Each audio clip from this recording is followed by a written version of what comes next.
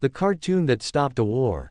What if a simple drawing could terrify kings, challenge presidents, expose corruption, and change the course of history? On a cold winter morning in New York City, a curious 12-year-old boy named Tommy Carter wandered into a dusty old bookstore hidden between two tall buildings in Manhattan. Tommy loved comic books more than anything in the world.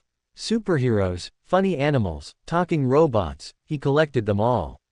But on that day, he found something different. On the highest shelf sat an ancient leather-bound book covered in dust. Its title was barely visible. The Secret History of the World's Most Powerful Cartoons.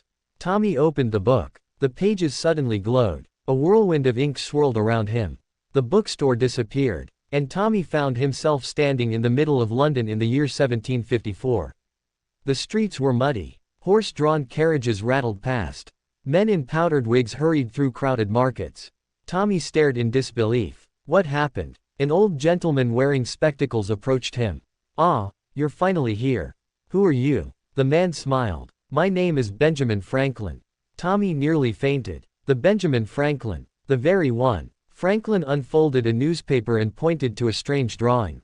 It showed a snake cut into several pieces. Below it were 3 words. "Join, or die."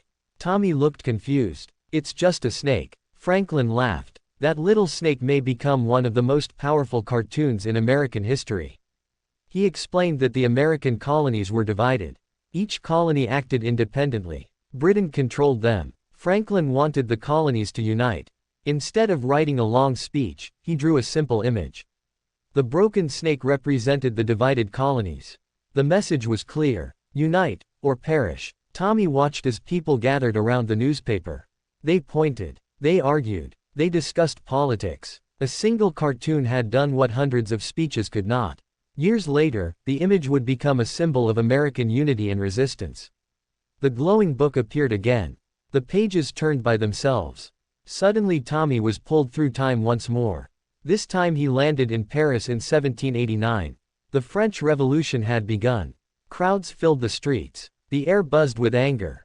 The poor were starving while the monarchy lived in luxury. Tommy noticed a man sketching rapidly beside a printing press. Thousands of copies rolled out. The drawings mocked King Louis XVI and Queen Marie Antoinette. The king appeared as a clumsy fool. The queen was portrayed as extravagant and disconnected from ordinary people. Tommy watched citizens laugh at the images. Some carried them through the streets. Others pinned them on walls. The artist turned toward Tommy. "People fear soldiers," he said.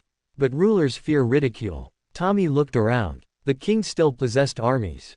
He still had wealth. Yet these cartoons were weakening his authority every day. For centuries monarchs had controlled information. Now cheap printed images allowed ordinary citizens to criticize the powerful.